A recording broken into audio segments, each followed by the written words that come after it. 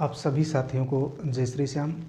प्यारे साथियों, आज हम एक नए टॉपिक पर चर्चा करेंगे और आज का हमारा चैप्टर होगा मौर्योत्तर काल। हमने भारतीय इतिहास में मौर्य काल तक का अध्ययन कर लिया है, मौर्य प्रशासन के बारे में अध्ययन कर लिया, मौर्य राजनीतिक जीवन का अध्ययन कर लिया है। इसी मौर्य काल की जानकारी के जो स्रोत हैं उनका अध्ययन हो चुका है। इसके बाद आज हम बात करते हैं मौर्योत्तर काल, और मौर्योत्तर काल को भी हम दो पार्टों में देखेंगे। मौर्योत्तर काल को हम दो पार्टों में देखते हैं, एक तो विदेशी राज्य होंगे और एक आपके देशी राज्य। विदेशी राज्य और देशी राज्य दो पार्टों में मौर्य काल का अध्ययन करते हैं। तो आइए सबसे पहले हम सामान्य चर्चा करते हैं कि हमें मौर्योत्तर काल में किस किस का अध्ययन करना है, क्या अध्ययन करना है, कौन से देशी राज्य हैं और कौन से विदेशी राज्य हैं। देखिए,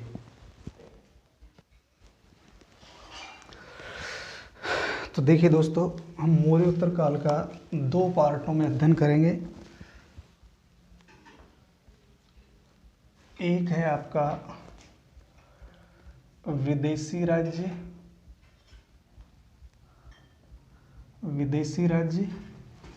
और एक है आपका देशी राज्य।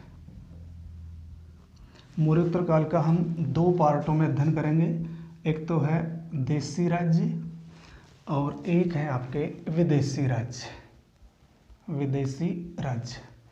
अब अगर हम विदेशी राज्यों में बात करें, देखिए सर्वप्रथम हिंद यूनानी, सबसे पहले आएंगे आपके हिंद यूनानी, इसके बाद आएंगे आपके शक, नंबर 3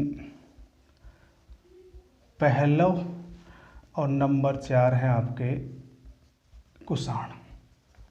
तो 4 तो विदेशी राज्य हैं। और देशी राज्य की यदि हम बात करें, हमने मौर्य काल का अध्ययन कर लिया है। मौर्य वंश की समाप्ति के पश्चात एक वंश आएगा आपका शुंग वंश। शुंग वंश के पश्चात आएगा आपका कण्व वंश और कण्व वंश के बाद है सातवाहन वंश। कण्व वंश के पश्चात होगा सातवाहन वंश। जैसे हम विदेशी राज्य की बात करें, इनमें हमें कौन कौन से महत्वपूर्ण शासक पढ़ने हैं, तो हिंद यूनानी में मुख्य रूप से बात करेंगे हम मेनेंडर। हिंद यूनानी में जो प्रमुख शासक होगा वो कौन सा होगा, मेनेंडर। शक शासक मुख्य रूप से हम बात करेंगे रुद्रदामन। पहलव में एक शासक आएगा जिसका नाम है गोंडो फर्नांडीस। पहलव में एक शासक आएगा गोंडो फर्नांडीस। और कुषाण में यदि हम बात करें, मुख्य रूप से हम शासक की बात करेंगे जिसका नाम होगा कनिष्क। तो अगर हम एक एक व्यक्ति की बात करें, एक एक शासक की बात करें, जो मुख्य शासक है हिंद यूनानी में मेनेंडर, शक में कौन आएगा, रुद्रदामन, पहलव में गोंडो फर्नांडीस और कुषाण में कौन आएगा, कनिष्क। तो आपको ये सीरियल भी ध्यान रखना है, क्योंकि कई बार जनरल क्वेश्चन पूछ लिया जाता है कि विदेशी आक्रमणकारियों को क्रम के अनुसार बताइए। सबसे पहले हिंद यूनानी, उसके बाद शक, उसके बाद पहलव, उसके बाद आएंगे कुषाण।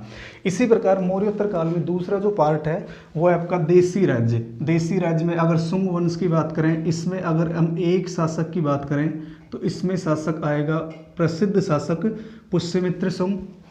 कण्व वंश, इसमें ऐसा कुछ नहीं है। सातवाहन वंश की यदि हम बात करें तो इसमें होगा आपका गौतमीपुत्र सातकर्णी। तो ये मौर्योत्तर काल से संबंधित कुछ सामान्य जानकारियां हैं, हमें इनका अध्ययन करना है और इसके साथ साथ देशी राज्य का अध्ययन करना है। सबसे पहले हम बात करेंगे देशी राज्य। देशी राज्य में भी हम पहला टॉपिक उठेंगे, ये भी सीरियल से है, ध्यान रखना है, ये भी आपका सीरियल से है। जैसे मौर्य काल के बाद शुंग वंश, इसके बाद कण्व वंश, इसके बाद सातवाहन वंश, सातवाहन के वंश के पश्चात वाकाटक वंश आएंगे। वो जैसे जैसे आगे बढ़ते रहेंगे उनका अध्ययन करते रहेंगे। तो सबसे पहले हम बात करेंगे शुंग वंश। तो आपको ये सीरियल जरूर याद रखना है। विदेशी राज्य हिंद यूनानी, शक, पहलव और कुषाण। इनमें अगर एक एक व्यक्ति की बात करें तो जैसे हिंद यूनानी में मेनेंडर आएंगे, शक में रुद्रदामन, पहलव में गोंडो फर्नांडीस और कुषाण में में कौन आएंगे, प्रसिद्ध शासक कनिष्क। तो आइए सबसे पहले हम बात करते हैं शुंग वंश, और शुंग वंश का संस्थापक कौन था, पुष्यमित्र सिंह। इनके बारे में हम डिटेल से अध्ययन करेंगे। मैंने केवल बताया कि एक एक अगर शासक पढ़ें तो इनमें प्रसिद्ध शासक कौन आएगा, पुष्यमित्र सिंह, और इसमें कौन आएगा, गौतमीपुत्र सातकर्णी। तो हम देशी राज्य का अध्ययन करते हैं और सबसे पहले बात करते हैं शुंग वंश की। तो एक बार आप इसका स्क्रीनशॉट ले लीजिए, फिर हम डिटेल से बात करते हैं।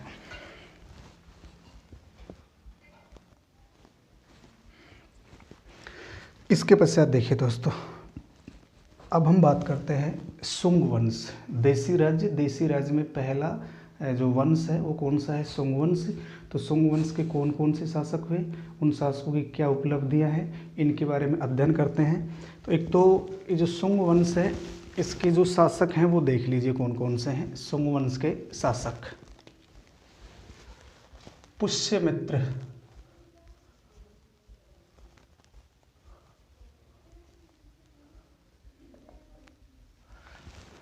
पहला शासक आता है यहाँ का पुष्यमित्र।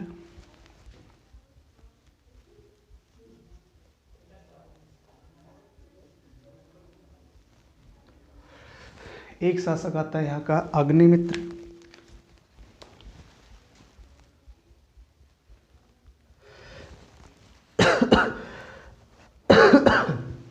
इसके बाद है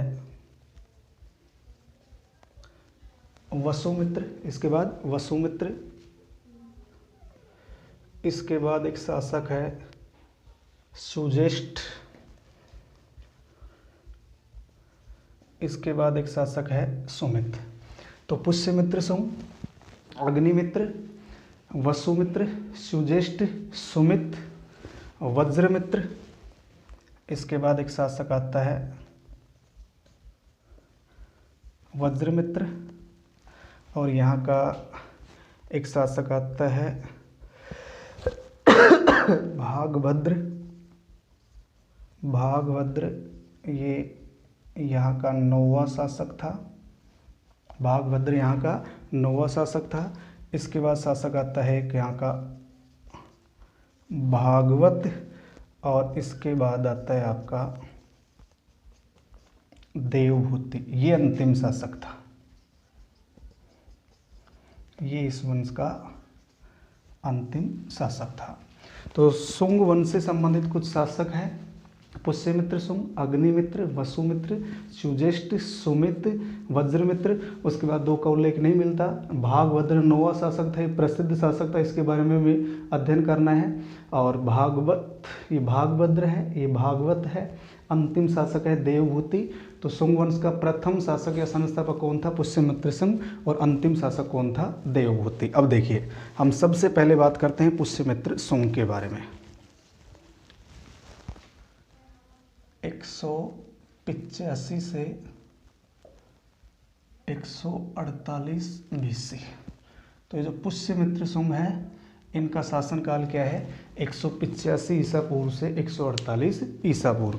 ये जो पुष्यमित्र शुंग है, अब इनके बारे में आप देखिए कुछ बिंदु। पुष्यमित्र शुंग, जैसे हम बात करें, एक तो यह है शुंग वंश का संस्थापक था। पुष्यमित्र शुंग शुंग वंश का संस्थापक था, और ये जाति से ब्राह्मण था, जाति से ब्राह्मण था, और इसने 36 वर्ष तक शासन किया। 36 वर्ष तक इसने शासन किया था। इसी प्रकार इसने 184 ईसा पूर्व में 184 ईसा पूर्व में मौर्य वंश के अंतिम शासक बृहद्रथ, मौर्य वंश का अंतिम शासक था बृहद्रथ की हत्या करके शुंग वंश की स्थापना की। ध्यान रखना है, मौर्य वंश का अंतिम शासक था वृहदरथ, और इसकी हत्या देखो कई जगह 185 ईसा पूर्व मिलेगा, कई जगह 184 ईसा पूर्व है। तो इसके द्वारा इसकी हत्या करके शुंग वंश की स्थापना की गई। इस घटना का उल्लेख हमें बाण भट्ट की हर्षचरित में मिलता है, ध्यान रखना है। इसकी जानकारी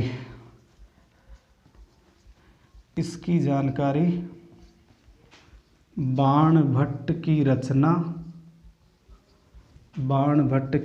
रचना हर्षचरित से मिलती है, ध्यान रखना है। बाण भट्ट इनकी रचना है, इसका नाम क्या है, हर्षचरित। हर्षचरित से इसके बारे में हमें जानकारी मिलती है कि पुष्यमित्र शुंग ने मौर्य वंश के अंतिम शासक वृहदरथ की हत्या करके शुंग वंश की स्थापना की। इसी प्रकार इस घटना को, ये जब हत्या करके शासक बनते हैं, इस घटना को एक इतिहासकार हैं जिनका नाम है हरिप्रसाद शास्त्री। इस घटना को हरिप्रसाद शास्त्री ने ब्राह्मणों की प्रतिक्रिया कहा है। ब्राह्मणों की प्रतिक्रिया कहा है। तो दोबारा देखिए, हम शुंग वंश का अध्ययन कर रहे हैं। शुंग वंश में पहला शासक है आपका पुष्यमित्र शुंग, जो शुंग वंश का संस्थापक था, जाति से ब्राह्मण था। 36 वर्ष तक इन्होंने शासन किया। 184 ईसा पूर्व में मौर्य वंश का जो अंतिम शासक था वृहदरथ, इसकी हत्या करके शुंग वंश की स्थापना की। इसकी जानकारी बाण भट्ट की रचना हर्षचरित्र से मिलती है। इस घटना को हरिप्रसाद शास्त्री ने क्या कहा, ब्राह्मणों की प्रतिक्रिया। तो दोस्तों ये एक ऐसा समय था, यानी मौर्योत्तर काल की यदि हम बात करें, जो अंतिम मौर्य शासक थे या मौर्य काल के जो अंतिम शासक थे, सम्राट अशोक के पश्चात जो शासक थे, वो योग्य शासक नहीं थे, वो कमज़ोर शासक सिद्ध हुए। इसीलिए इस समय विदेशियों के भी भारत पर आक्रमण देखने को मिलते हैं। तो पुष्यमित्र शुंग ने इसका फ़ायदा उठाया और फ़ायदा उठा करके एक नए वंश की स्थापना कर दी, जो किस नाम से जाना जाता है, शुंग वंश के नाम से जाना जाता है। इसी प्रकार यदि हम बात करें, इसकी जो राजधानी है, पुष्यमित्र शुंग की 2 राजधानियां हैं। पहली राजधानी थी इनकी पाटलिपुत्र और दूसरी राजधानी है विदिशा। पहली राजधानी पाटलिपुत्र, दूसरी विदिशा। इस विदिशा में पुष्यमित्र शुंग ने अपने पुत्र अग्निमित्र को नियुक्त किया था, ध्यान रखना है। यहाँ अपने पुत्र अग्निमित्र को नियुक्त किया था, पहली राजधानी पाटलिपुत्र थी। इसके पश्चात इन्होंने दूसरी राजधानी क्या बनाई, विदिशा। इसी प्रकार यदि हम बात करें, इनकी जो उपाधियां हैं, क्योंकि ये ध्यान रखना, हम ये जो भी पढ़ रहे हैं ये किसके बारे में अध्ययन कर रहे हैं, आपके पुष्यमित्र शुंग के बारे में। इनकी यदि हम उपाधियों की बात करें, इनकी उपाधियां जैसे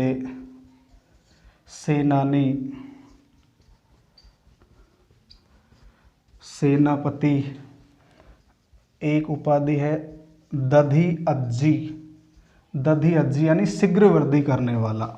दधि अज्जी का अर्थ होता है शीघ्र वृद्धि करने वाला।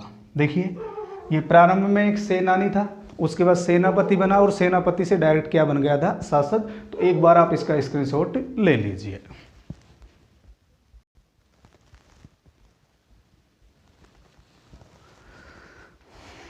इसके पश्चात देखिए दोस्तों, हम पुष्यमित्र शुंग के बारे में और अध्ययन करते हैं। कुछ सामान्य बातें हैं। देखिए, एक तो इन्होंने वैदिक धर्म को राजकीय धर्म घोषित किया था, ध्यान रखना है। इन्होंने वैदिक धर्म को राजकीय धर्म घोषित किया।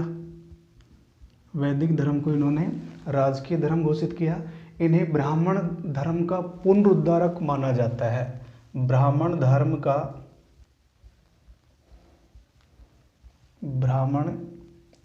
का पुनः उद्धारक माना जाता है। इसी प्रकार पुष्यमित्र शुंग ने पाली के स्थान पर संस्कृत भाषा को बढ़ावा दिया।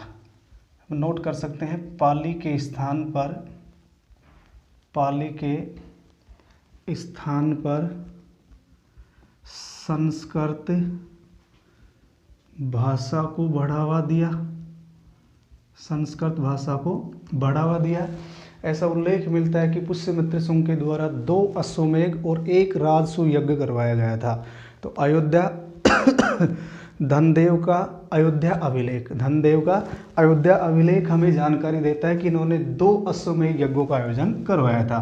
तो हम नोट कर लेते हैं, इन्होंने 2 अश्वमेध, 2 अश्वमेध व एक राजसूय यज्ञ का आयोजन करवाया था, यज्ञ का आयोजन करवाया था। ध्यान रखना है, पुष्यमित्र को इसीलिए ब्राह्मण धर्म का पुनरुद्धारक कहा जाता है। वैदिक धर्म को राजकीय धर्म घोषित किया। इन्होंने 2 अश्वमेध यज्ञ और 1 राजसूय यज्ञ करवाया था। ध्यान रखना है, 2 अश्वमेध। और इसके बारे में जानकारी धनदेव के अयोध्या अभिलेख से मिलती है, अयोध्या अभिलेख से मिलती है, धनदेव के अयोध्या अभिलेख से मिलती है। और इनका पुरोहित पतंजलि था। ध्यान रखना है, यज्ञ का पुरोहित था पतंजलि। ध्यान रखना है, ये इनके प्रसिद्ध पुरोहित थे। और आपको पता हो पतंजलि की प्रसिद्ध रचना है महाभाष्य। इनकी प्रसिद्ध रचना का नाम क्या है? महाभाष्य। इसी प्रकार जो मनुस्मृति है, मनु के द्वारा लिखी गई है, मनुस्मृति का संकलन भी इसी के समय हुआ था। ध्यान रखना है, नोट, मनुस्मृति का संकलन भी, मनुस्मृति का संकलन भी इसी समय हुआ।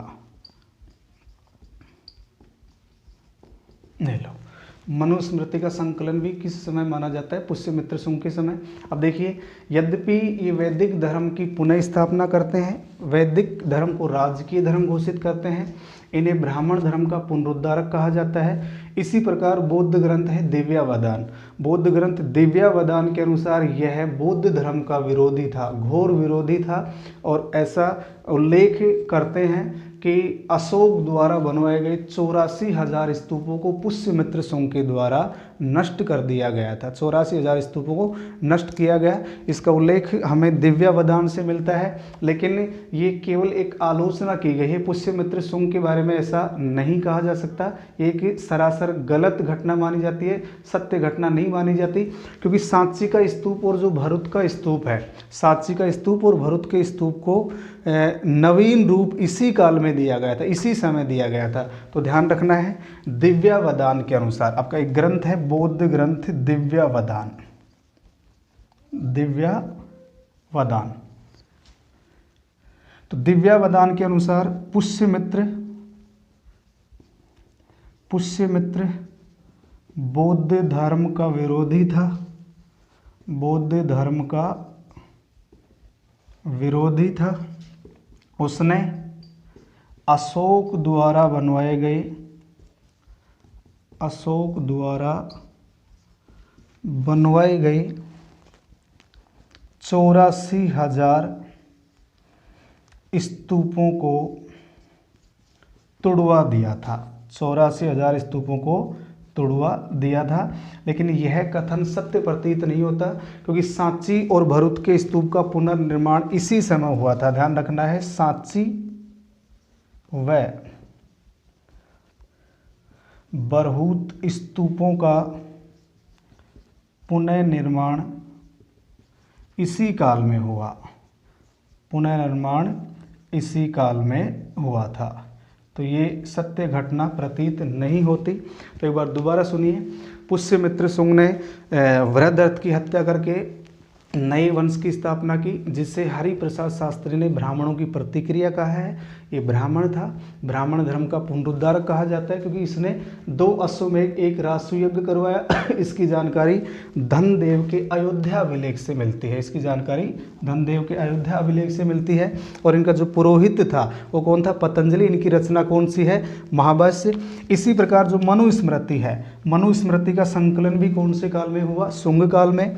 दिव्यावदान जो बौद्ध ग्रंथ है, इसके अनुसार ये बौद्ध धर्म के विरोधी थे। इन्होंने 40,000 स्तूपों को तुड़वा दिया था, लेकिन सांची और भरूच स्तूपों का पुनर्निर्माण इसी के समय हुआ। ये ध्यान रखना है। पाली के स्थान पर संस्कृत भाषा को बढ़ावा दिया। पहली राजधानी इनकी पाटलिपुत्र थी, दूसरी राजधानी विदिशा थी। पहली पाटलिपुत्र और दूसरी विदिशा। तो एक बार आप इसका भी स्क्रीनशॉट लीजिए, उसके बाद हम बात करते हैं।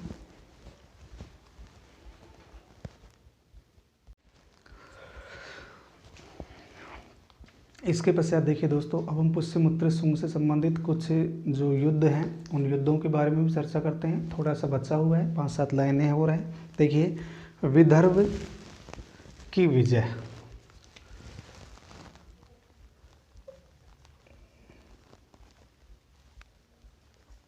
विदर्भ की विजय। देखिए, विदर्भ की विजय की हम बात करें, यहाँ का शासक हुआ करता था यज्ञसेन। यहाँ का शासक हुआ करता था यज्ञसेन। तो ये जो यज्ञसेन है, इसे शुंगों का स्वाभाविक शत्रु कहा जाता है। यज्ञसेन को शुंगों का स्वाभाविक शत्रु कहा जाता था। इस युद्ध की जानकारी मालविका अग्निमित्रम से मिलती है। ध्यान रखना है, इस युद्ध की जो जानकारी है वो जानकारी कालिदास का नाटक है मालविका अग्निमित्रम। मालविका अग्निमित्र से इस युद्ध की हमें जानकारी मिलती है और यहाँ यज्ञसेन को पराजित कर दिया जाएगा। जो अग्निमित्र है पुष्यमित्र शुंग का पुत्र, पुष्यमित्र शुंग का जो पुत्र था अग्निमित्र, अग्निमित्र के द्वारा, अग्निमित्र का एक सेनापति था जिसका नाम था वीरसेन, वीरसेन के द्वारा यज्ञसेन को पराजित कर दिया जाता है। तो अग्निमित्र के सेनापति वीरसेन ने यज्ञसेन को पराजित किया।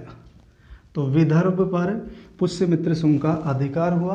विदर्भ के शासक कौन थे? यज्ञसेन। और इस युद्ध की जानकारी हमें किससे मिलती है? मालविका अग्निमित्र, जिसकी रचना किसके द्वारा की जाती है? कालिदास। यद्यपि जब हम गुप्त काल का अध्ययन करेंगे तो इसके जो भी काव्य हैं, जो भी नाटक हैं, जो भी गीति काव्य है, जो रीति काव्य है, जो भी हैं, उनके बारे में हम डिटेल से अध्ययन करेंगे।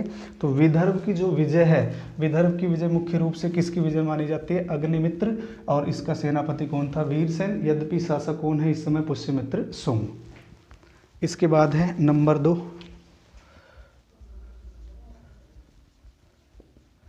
कलिंग नरेश खारवेल से युद्ध। कलिंग नरेश खारवेल से युद्ध। यद्यपि इसके बारे में स्पष्ट नहीं कहा जा सकता क्योंकि विद्वानों के अलग अलग मत आते हैं।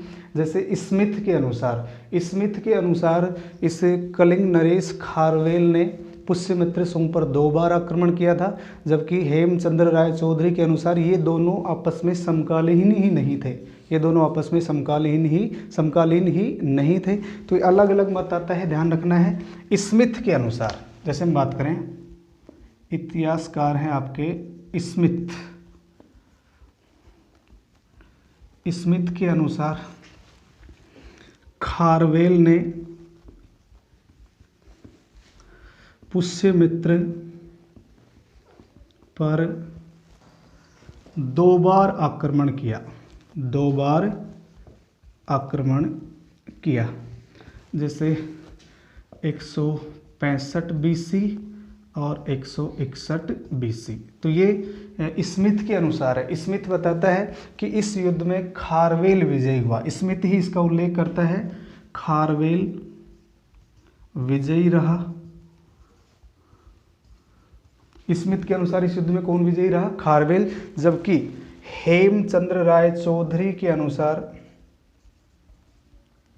हेमचंद्र राय चौधरी के अनुसार ये दोनों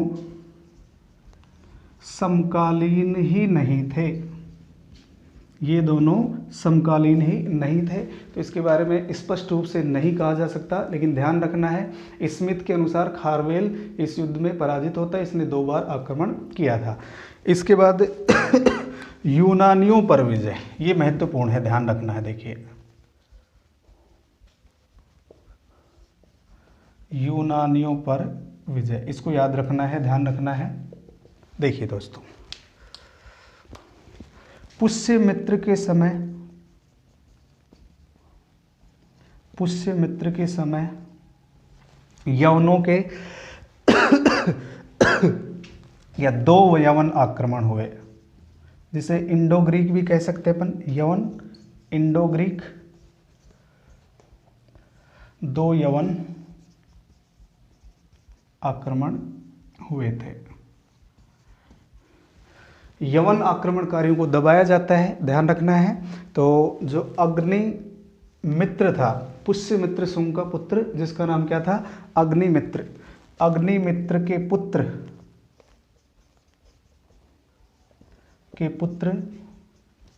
वसुमित्र ने यवनों के आक्रमण को दबाया था,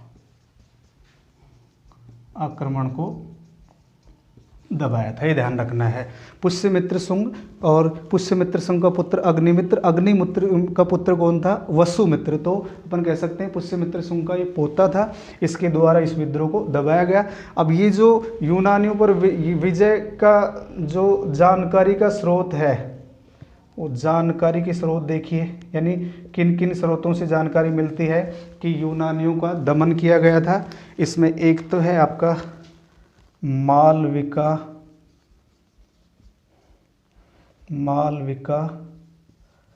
अग्निमित्र, नंबर 2 है आपका महाभाष्य, और नंबर 3 है आपका गार्गी संहिता। नंबर 3 है गार्गी संहिता। तो दोबारा देखिए, विदर्भ पर विजय, इसकी जानकारी मालविका अग्निमित्र से मिलती है। शासक कौन था यहाँ का? यज्ञसेन। यज्ञसेन को शुंगों का स्वाभाविक शत्रु कहा जाता है। अग्निमित्र का सेनापति था वीरसेन ने यज्ञसेन को पराजित किया। कलिंग नरेश खारवेल से युद्ध, यद्यपि इसके बारे में स्पष्ट कुछ कहा नहीं जा सकता।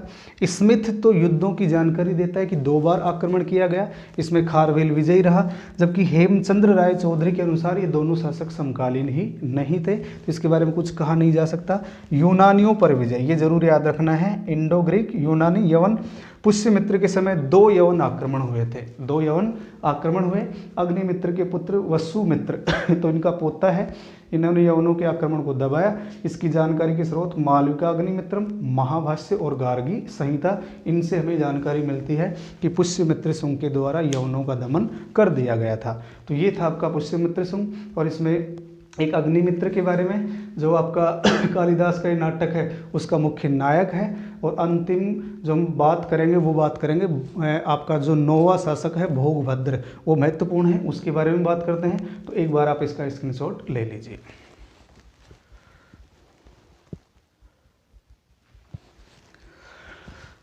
इसके पश्चात देखिए दोस्तों, एक शासक आता है यहाँ का अग्निमित्र।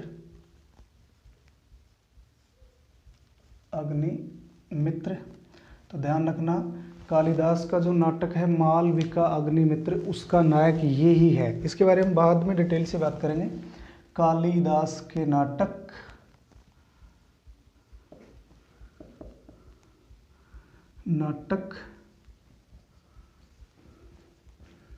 मालविका अग्निमित्र का नायक यही है, ध्यान रखना है। अग्निमित्र, मालविका अग्निमित्र जो इनका नाटक है, उनका नायक कौन है? अग्निमित्र। इसके बाद यहाँ का अंतिम शासक जो हमें पढ़ना है, यद्यपि अंतिम शासक यहाँ का देवभूति था, जिसके बारे में हमें अध्ययन करना है। जो महत्वपूर्ण शासक है वो है भागभद्र अथवा भोगभद्र, ध्यान रखना है, भोगभद्र अथवा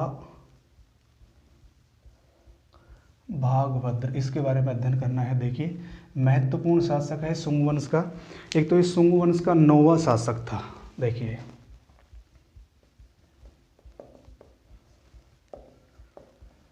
शुंग वंश का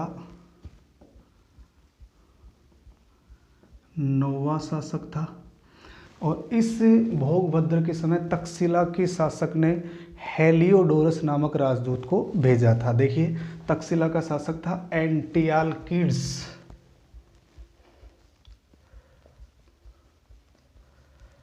तक्षशिला के शासक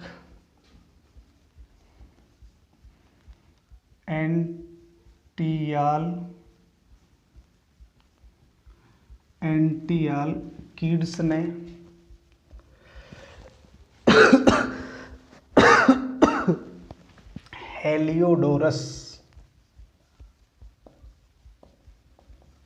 हेलियोडोरस नामक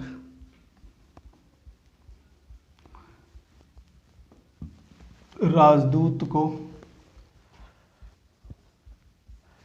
इसके दरबार में भेजा। ये जो एंटियालकिड्स है ये यूक्रेटाइडीज वंश का था, ध्यान रखना है, यूक्रेटाइडीज वंश। ये जब हम विदेशी राज्य पढ़ेंगे वहाँ क्लियर हो जाएंगे, कोई दिक्कत नहीं है। तो एंटियालकिड्स ये कौन से वंश का था? यूक्रेटाइडीज वंश का था, और इसके द्वारा हेलियोडोरस नामक राजदूत को इसके दरबार में भेजा गया। अब देखिए ये जो हेलियोडोरस है इसने विदिशा अथवा बेस नगर में एक गरुड़ स्तंभ स्थापित किया। बहुत इंपॉर्टेंट क्वेश्चन है, ध्यान रखना, मोस्ट इंपॉर्टेंट क्वेश्चन है।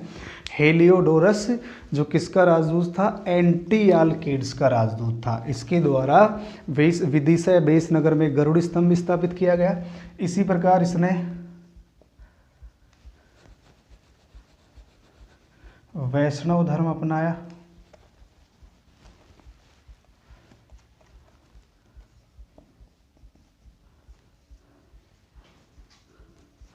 वैष्णव धर्म स्वीकार किया और इसने भागवत की उपाधि धारण की।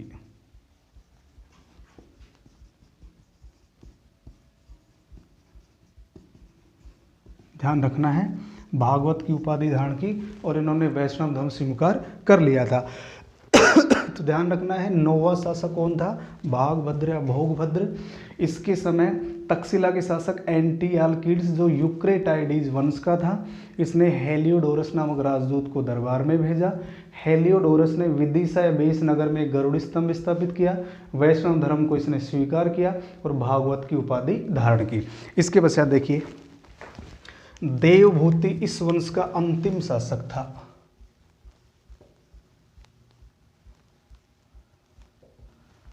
देवभूति कौन से वंश का? शुंग वंश का अंतिम शासक है।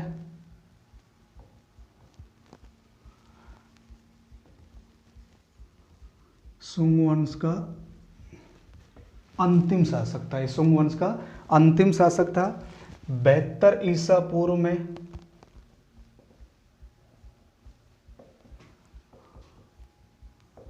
वासुदेव अथवा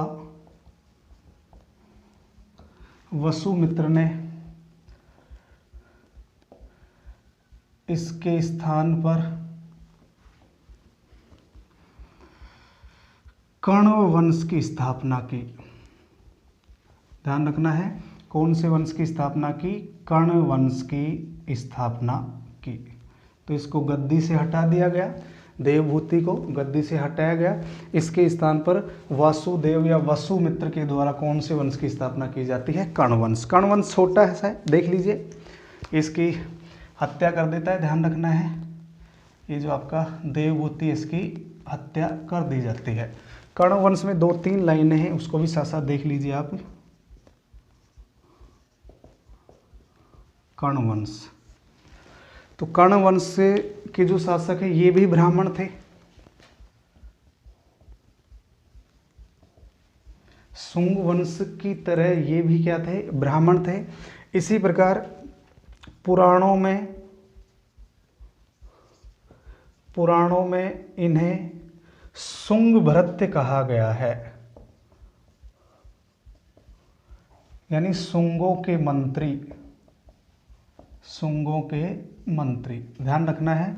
पुराणों में कर्ण वंश के शासकों को क्या कहा गया है, शुंग भृत्य कहा गया है। इसका अर्थ क्या होता है, शुंगों के मंत्री। इसमें देखो कौन कौन से शासक हुए,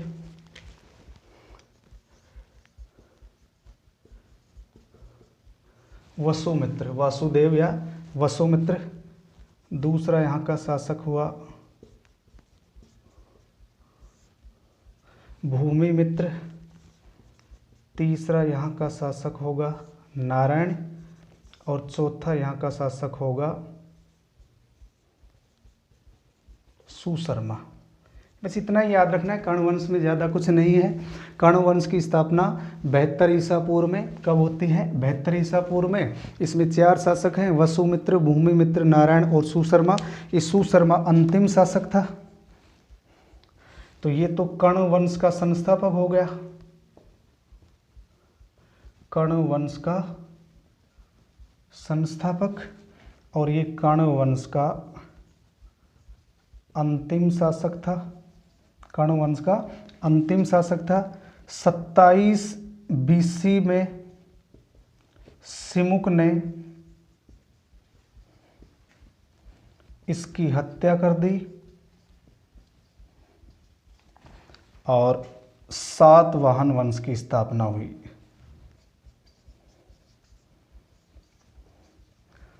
सातवाहन वंश की स्थापना हुई। तो ये है आपका कर्ण वंश। एक बार दोबारा देखिए, हमें मौर्योत्तर काल का अध्ययन कर रहे हैं। मौर्योत्तर काल में भी हम 2 प्रकार से अध्ययन करेंगे, तो देशी राज्य, एक विदेशी राज्य। तो सबसे पहले हम बात कर रहे थे देशी राज्य। देशी राज्य में कौन सा वंश, आपका शुंग वंश। देशी राज्य में कौन सा वंश है, शुंग वंश। और इस शुंग वंश का संस्थापक कौन था, पुष्यमित्र शुंग, जिसे ब्राह्मण धर्म का उद्धारक कहा जाता है। वैदिक धर्म को राजकीय धर्म घोषित किया। पाली के स्थान पर संस्कृत को महत्व दिया गया। 2 अश्वमेध यज्ञ करवाए, 1 राजस्व यज्ञ करवाए, उनका पुरोहित पतंजलि था। इसी प्रकार मनुस्मृति का संकलन उसी के समय हुआ। पाटलिपुत्र विदिशा को राजधानी बनाया, विदिशा में अपने पुत्र अग्निमित्र को नियुक्त किया। तो कुछ सामान्य जानकारियां हैं। तो हरिप्रसाद शास्त्री ने इस घटना को ब्राह्मणों की प्रतिक्रिया कहा है। इस पुष्यमित्र शुंग के बाद यहाँ का एक शासक आता है अग्निमित्र। अग्निमित्र कालिदास का जो नाटक है मालविका का अग्निमित्र, उसी का नायक है। इसके बाद भोगभद्र अथवा भागभद्र शुंग वंश का ये 9वां शासक था। ध्यान रखना है, कौन सा शासक था, 9वां। इसके समकालीन तक्षशिला के शासक थे एंटियालकीड्स। तक्षशिला के शासक एंटियालकीड्स ये यूक्रेटाइडीज वंश के थे। इन्होंने हेलियोडोरस, इंपॉर्टेंट क्वेश्चन है, ध्यान रखना है, हेलियोडोरस नामक राजदूत को इनके दरबार में भेजा। हेलियोडोरस ने विदिशा अथवा बेस नगर में गरुड़ स्तंभ स्थापित किया, वैष्णव धर्म को स्वीकार किया, भागवत की उपाधि धारण की। देवभूति शुंग वंश का अंतिम शासक था। 72 ईसा पूर्व में वासुदेव या वसुमित्र ने इसके स्थान पर कर्ण वंश की स्थापना की, यानी इसकी हत्या कर दी जाती है। इसके बाद हम बात कर रहे थे कर्ण वंश, जो आपके शुंग हैं, शुंगों की तरह कर्ण भी ब्राह्मण थे। पुराणों में इन्हें क्या कहा गया है, शुंग भृत्य कहा गया है, शुंगों के मंत्री कहा गया है। शुंग भृत्य यानी शुंगों के मंत्री। इनमें 4 शासक हैं, वसुमित्र, भूमिमित्र, नारायण और सुशर्मा। तो वसुमित्र कर्ण वंश का संस्थापक है। ध्यान रखना है, स्थापना कब होती है, 72 ईसा पूर्व में। और अंतिम शासक कौन था, सुशर्मा। तो 27 BC यानी 27 ईसा पूर्व में सिमुक ने, जो सातवाहन वंश का संस्थापक होगा, उसके द्वारा इसकी हत्या कर दी जाती है और 27 ईसा पूर्व में सातवाहन वंश की स्थापना होगी। तो देशी राज्य में हमने 2 बिंदु पढ़ लिए हैं, एक तो आपका शुंग वंश और एक है कर्ण वंश।